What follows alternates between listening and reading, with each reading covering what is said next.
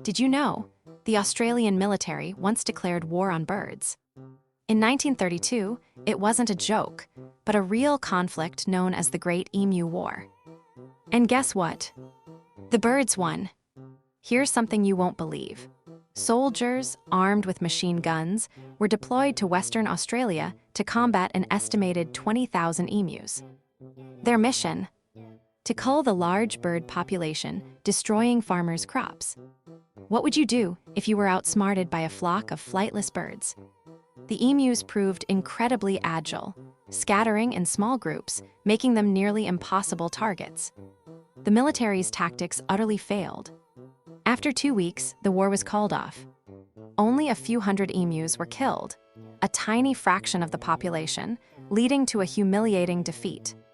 It makes you wonder, if we can lose a war to emus, what other unbeatable challenges are we truly unprepared for in the natural world?